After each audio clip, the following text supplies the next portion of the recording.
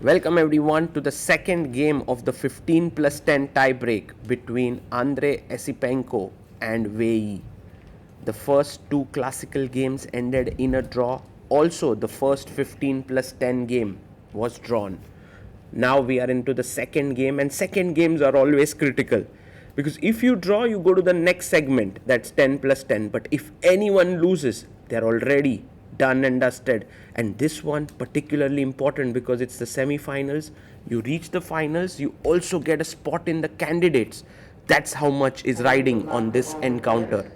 Wei has the white pieces, a handshake here, and we begin. Pawn to e4, e5 by Esipenko, knight to f3, knight c6, and we have the Italian on the board.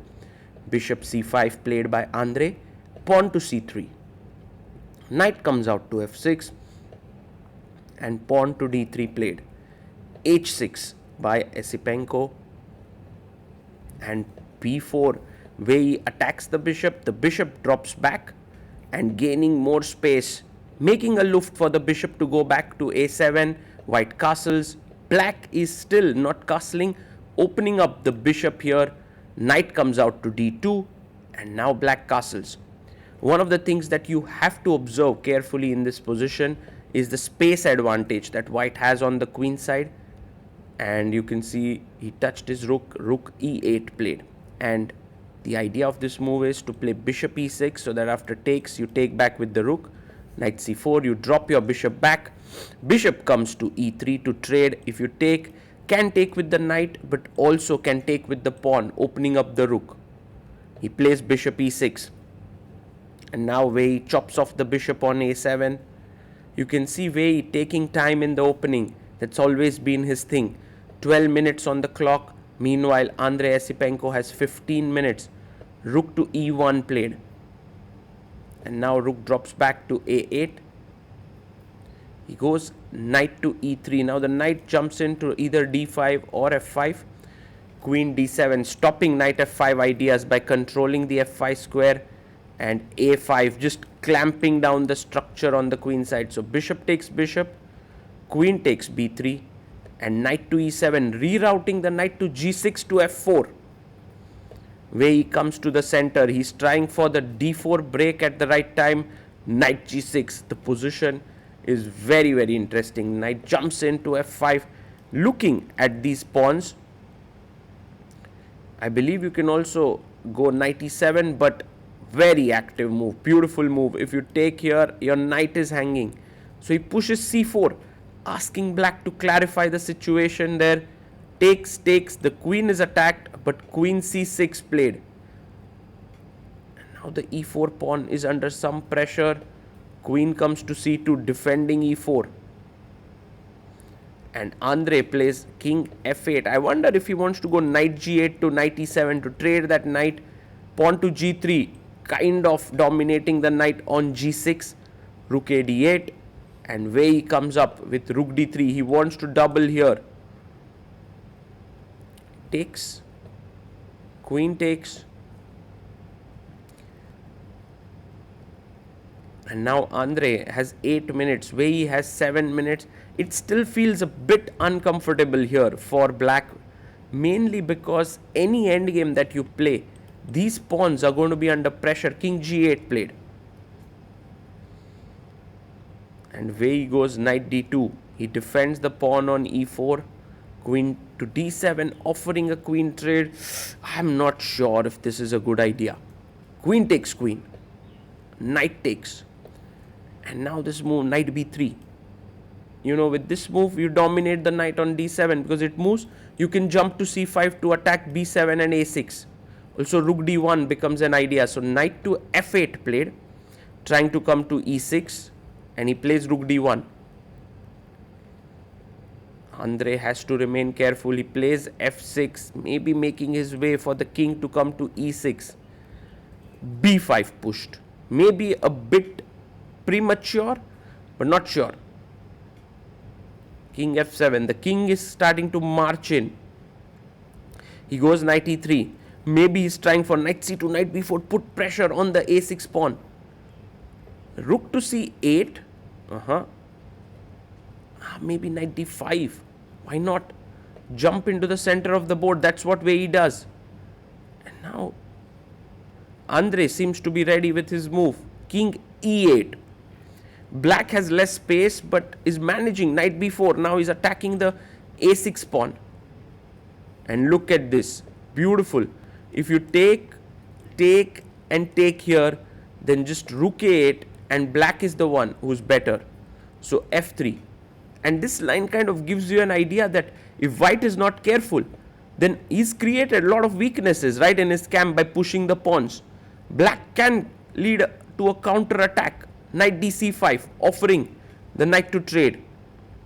He takes, pawn, knight takes, and now ab and rook a5 is hanging. Have to be super careful. Wei Yi goes in with his rook, attacks the knight. Maybe b6. Oh, he can play it. He goes back to e6. A pawn takes pawn, takes back the pawn.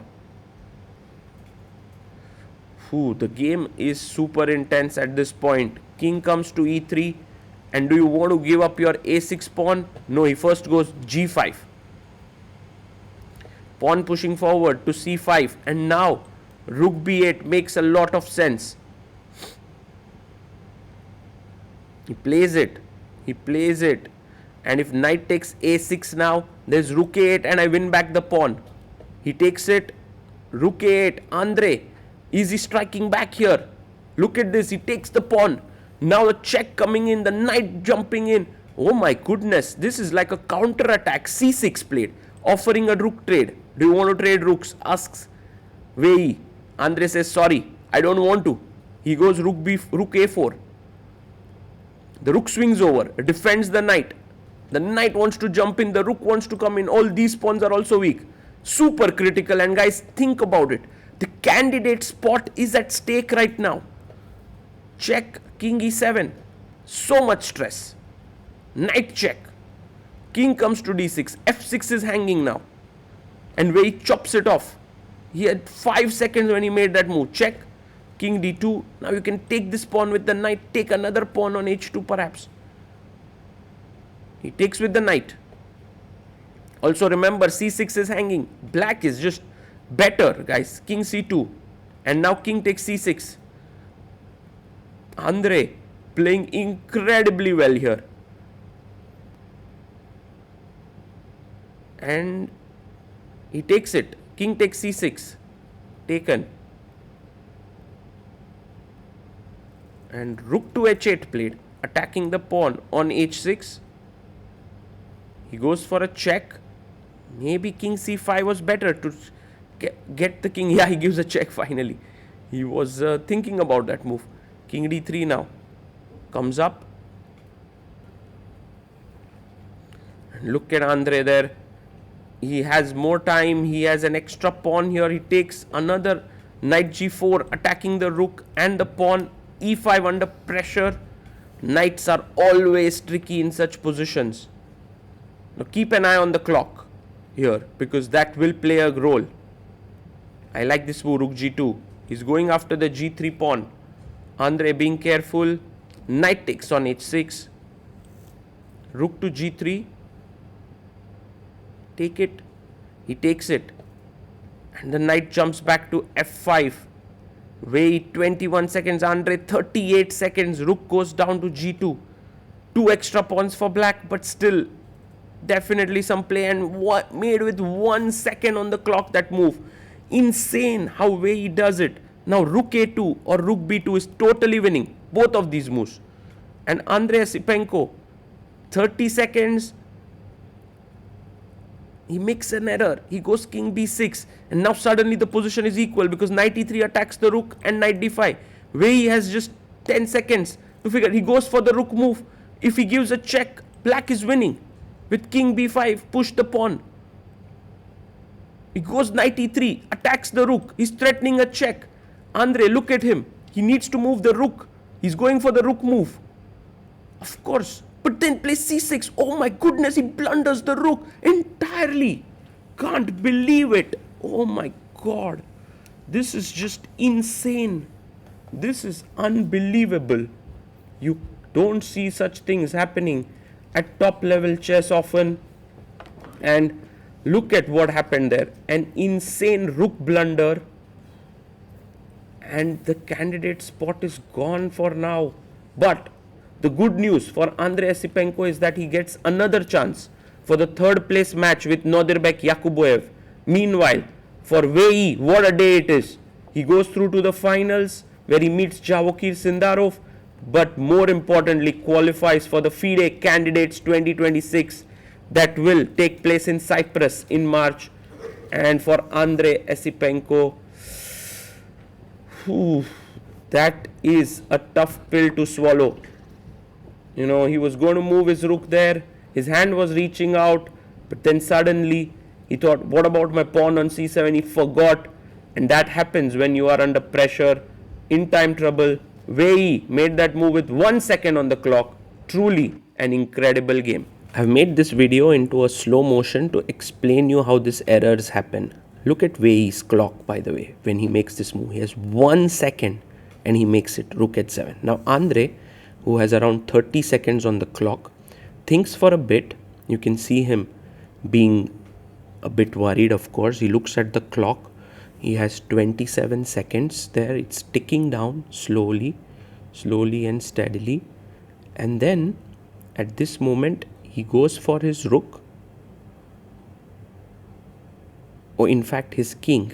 He plays his king to b6. And he plays it with 16 seconds. Now look at Wei Yi's clock. It's running 10 seconds, 9. Wei Yi's left hand is coming forward. 7, 6, 5. He's going there. He goes for the rook with 3 seconds. Suddenly spots knight e3 with 2 seconds. Makes the move knight e3. Insane what Wei Yi does here. And now Andrey sees the rook is hanging. So he goes for the rook. He has 20 seconds on the clock. So he's going for the rook. Suddenly pauses. He's like, okay. Takes the pawn in his hand. And now again goes for the rook. He wants to play the rook. But then suddenly forgets about it. Sees knight d5, plays c6. And just forgets the rook. What a shocking moment. What a shocking moment.